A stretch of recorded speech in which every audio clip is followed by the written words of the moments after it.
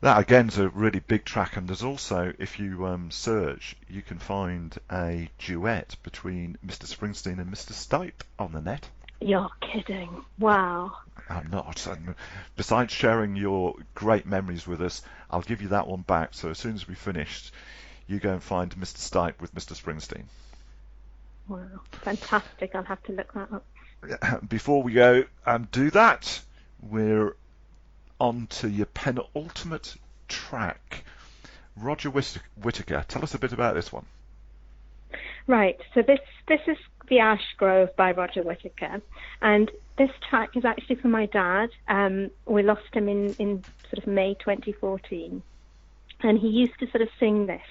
And I remember being sort of quite surprised that he sang quite well. And so we played it at his funeral. In his last sort of 9 months, he kind of came over to live with us from Sri Lanka when he couldn't really take care of himself anymore. And it was ironic sort of that Newcastle was his last stopping point, because he'd been here in Newcastle in the 50s, long before me. And he'd actually lived sort of a few streets away from where I live today in Heaton. Completely coincidental, but one of those things that happens in life. I mean, he was an engineer with sort of great attention to detail and real commitment to sort of delivering excellence.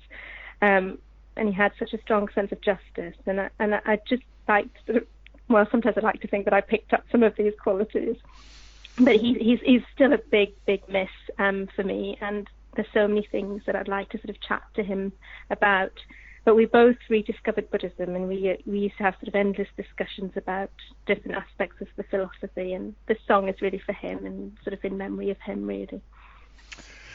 Let's listen to Mr. Whittaker and bring back the memories that you want of your father. Over to Roger.